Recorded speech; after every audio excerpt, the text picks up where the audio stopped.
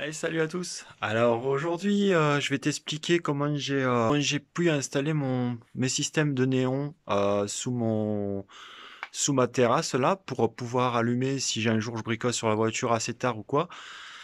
Donc voilà, c'est assez simple, c'est à la portée de tout le monde. Il y a, enfin le danger si c'est vous laissez le courant, voilà, si vous laissez le courant, ben il peut y avoir du danger, hein, surtout si c'est des premières manipulations. Mais en tout cas, c'est à la portée de tous et il y a vraiment rien de sorcier. Il faut juste que vous preniez bien toutes vos informations et de suivre les étapes par étape du déroulement de cette installation. Voilà, allez, je vous montre ça. J'avais pas d'éclairage, donc vous voyez, en fait, j'ai installé deux blocs néons. Voilà, ça vous montre un peu. Vous voyez, donc là j'ai une boîte de dérivation au centre. J'ai le câble qui revient, qui descend à l'interrupteur. Ça passe à travers le mur qui vient là et qui rejoint la boîte de dérivation d'une électricité existante, donc d'une installation existante. Ce genre de luminaire, ça pompe pas beaucoup d'énergie. Voilà, là on est sur du 15 watts par bloc, donc ça fait du 30 watts en tout. C'est pas énorme. Là, on va ouvrir la boîte de dérivation pour que je vous montre. Ce genre de manipulation, couper le courant. Voilà, n'hésitez pas à le faire, ça coûte rien. Après l'installation à la base, c'est moi qui l'avais fait. Donc du coup, je savais que j'avais la place pour mettre une installation supplémentaire. Donc, moi j'avais mis ce genre de bloc là, d'alimentation, que ça raccorde les mêmes fils. Voilà. Du coup, moi il y avait une entrée vide, donc j'ai pu réinstaller là-dessus. Vous voyez. Moi j'ai bien écarté par exemple le bleu par là et le rouge marron par là pour qu'ils ne soient pas vraiment du tout en contact et qu'il n'y a pas de risque si par exemple ça se détache que ça vienne cogner les fils bleus quoi. Et entre deux vous avez la prise de terre. Donc le bleu c'est le neutre, le rouge c'est le positif et le vert là, vert jaune c'est la terre. Voilà. Donc après ça, vous regarderez sur internet, vous avez des schémas en voulez-vous, en voilà sur les interrupteurs, les phases et les neutres et la terre. Parce que le rouge c'est la phase, voilà. Donc avant de le connecter à la boîte de dérivation, ça c'est ce qui est le plus important, il ne faut pas le connecter tout de suite parce que sinon vous allez prendre du jus à tout bout de champ. Donc ça c'est vraiment la dernière chose à faire, la dernière. Parce que là vous avez le courant qui est en route là, et là il faut vraiment pas le faire en premier. Donc moi ce que j'avais fait en premier, c'est déjà ce passage de câble là, entre le mur, hein, vous voyez. Bon là c'est mon truc à moi, hein. Après vous n'êtes pas obligé de faire pareil, hein. Il restait à la fin, hein, parce que j'ai une petite surprise pour vous. Donc voilà, j'ai acheté une chose et je voulais vous faire découvrir, hein. Donc du coup on passe là. Là on rejoint. Donc là on a l'alimentation de l'interrupteur. Donc là-dedans, vous avez aussi, quand vous achetez un interrupteur, vous avez une petite notice de comment l'installer. Alors, ça s'appelle interrupteur va-et-vient. Donc voilà, pour être plus clair, je vais faire un petit schéma de mon installation. Alors le bleu c'est le neutre, le rouge c'est la phase et le vert jaune c'est la terre. Bon, je vais pas mettre du jaune pour vous faire comprendre le truc. Donc là, on a une première boîte de dérivation. Ça, c'est l'alimentation principale. Donc dedans, on a un tube où là, j'ai l'interrupteur. Alors, l'interrupteur, voilà. En gros, c'est à peu près ça. Donc après, on repart à alimenter nos lumières. Donc, je vais faire des blocs néons comme ça, hein. Donc en gros, sur la lumière, vous avez l'inscription neutre et phase. Pareil pour l'autre, neutre et phase. Donc en gros, pour la phase, c'est ce qui est le plus intéressant, c'est que vous partez de la boîte de dérivation, vous allez à l'interrupteur, vous le connectez.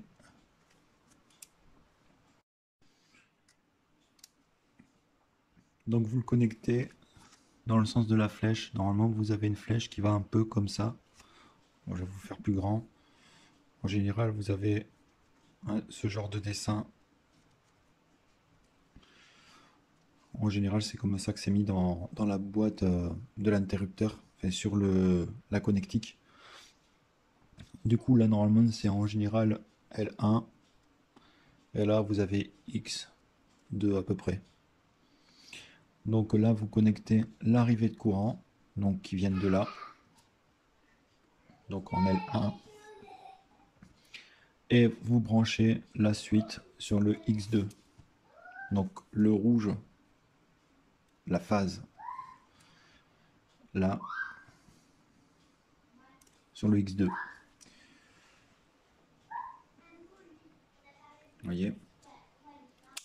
En sachant que le neutre, vous pouvez le faire passer dans la boîte interrupteur, ce qui est un peu chaud, hein, mais il y a moyen.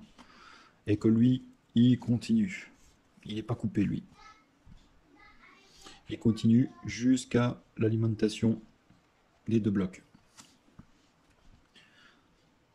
Alors du coup, quand vous arrivez là, en gros, quand vous arrivez là, moi j'ai fait une boîte de dérivation. Donc j'arrive avec mon neutre et ma phase. Donc là j'ai mis des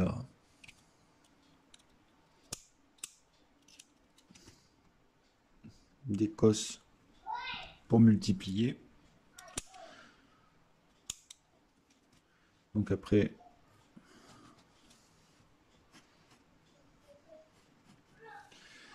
là c'est les luminaires. On va essayer de faire une ampoule. En gros. Donc du coup, là, vous avez des branchements qui sont déjà créés dans la boîte. Donc normalement c'est marqué L. Là c'est symbole terre et N. Et pareil de l'autre côté. Hein. Donc le rouge, vous le rejoignez au L. Pareil pour celui-là.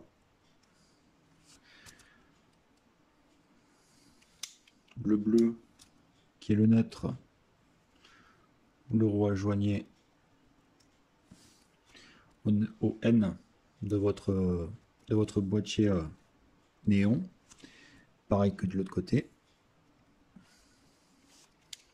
Et si maintenant les ceux à LED sont dépourvus de terre hein, en général. Mais la terre, là vous le connectez comme vous voulez. On vous mettre une cosse aussi. Et là c'est parti pour le connecter. Ça c'est toujours au milieu en général dans les trucs préinstallés néon comme ça. Donc voilà en gros.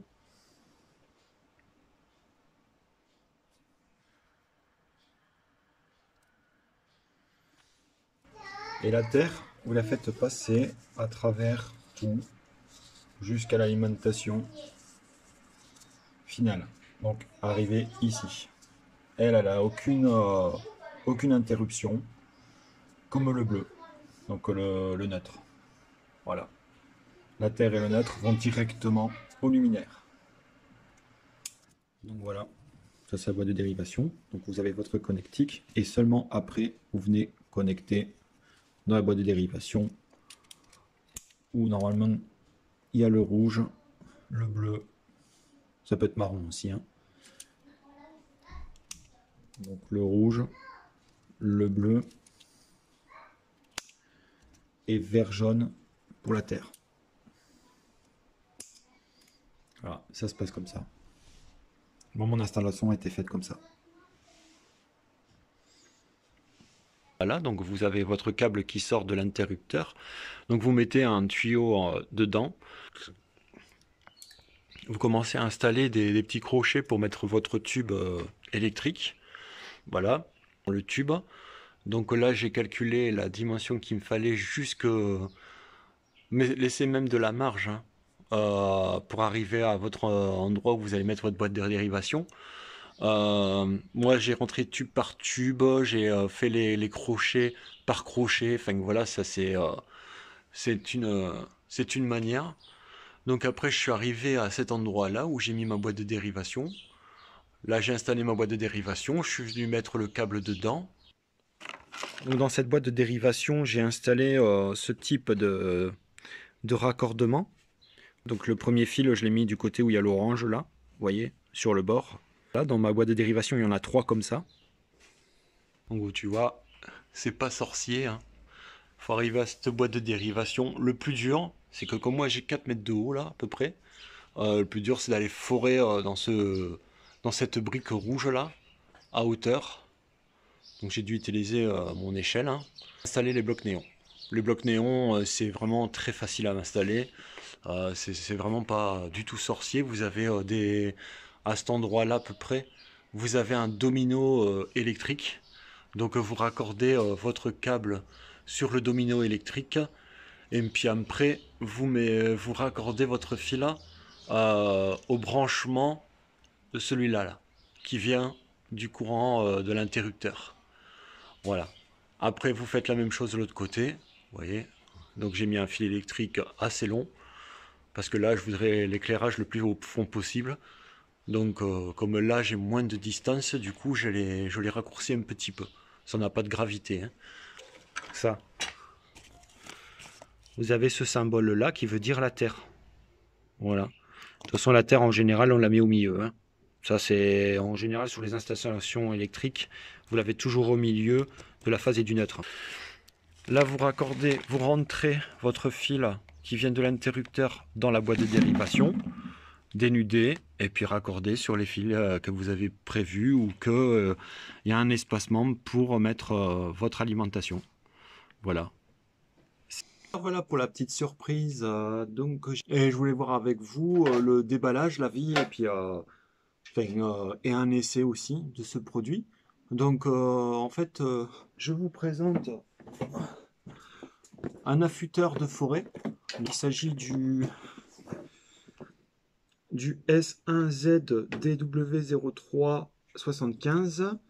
Donc c'est un affûteur électrique hein, avec un moteur de 95 watts. C'est sur du branchement de 230 volts. Donc voilà. Les diamètres de forêt vont de 3 à 12. Donc au niveau déballage, il y a cette machine dans un plastique. On a une petite notice. Donc, regardons ça de plus près.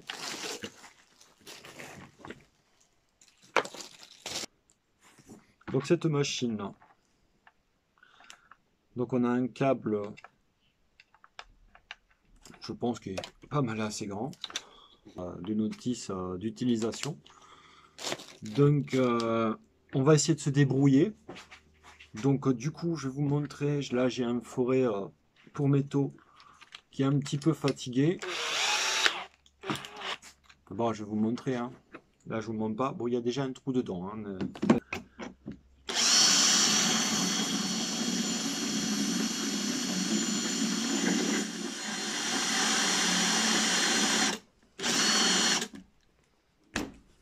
Bon, je vais vous montrer. Vous voyez, ça a à peine usé la plaque de métal. Donc, fatigué quoi. Donc, nous allons brancher notre outil. Déjà, elle se met en route. Clark, non. Donc là, du coup, on est sur un forêt de 9. Donc, j'ai un emplacement pour le 9. On va mettre en route la machine.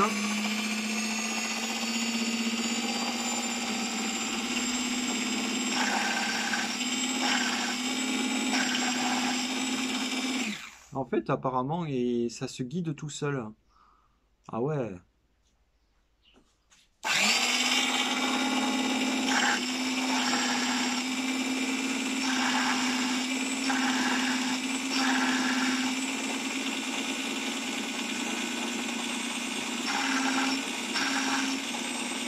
Là. On va peut-être le repasser un petit peu après, hein. On va tenter comme ça. Pour voir si ça mord un peu plus de matière. Donc j'ai fait le trou là, mais je vais essayer sur le côté, hein, pour voir le...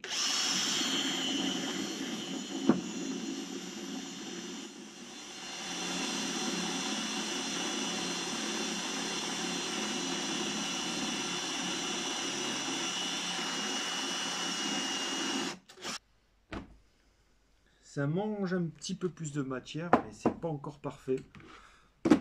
Donc on va retenter de réaiguiser, hein.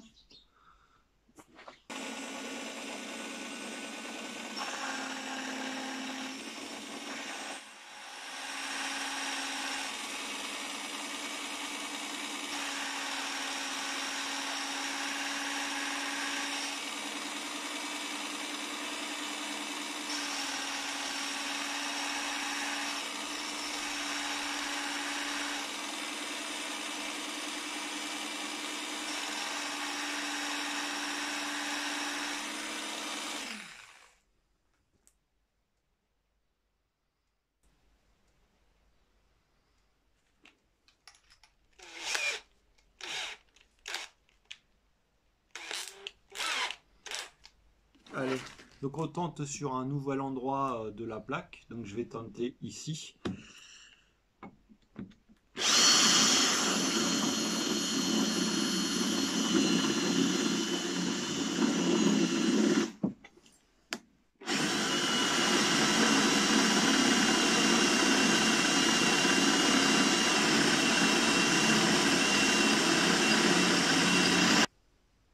Je dirais que c'est pas mal, hein.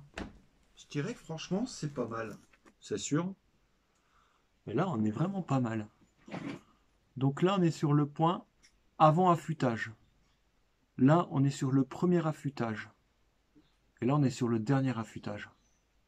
Donc en fait là on a bien entamé. Bon après perforer, enfin forer cette épaisseur, il y en a pour un moment, hein, on va pas se mentir. Mais franchement, je suis agréablement surpris quand même. Et quand même. Voilà. Après, c'est sûr que ça vaut pas des nouvelles mèches, hein. 5 euros quoi. 35 euros pour les mèches que vous avez en magasin pour 35 euros. Là, ça vous sauve pas mal de mèches quand même. Là, ok, ça va quand même jusqu'à la mèche de 12 quoi.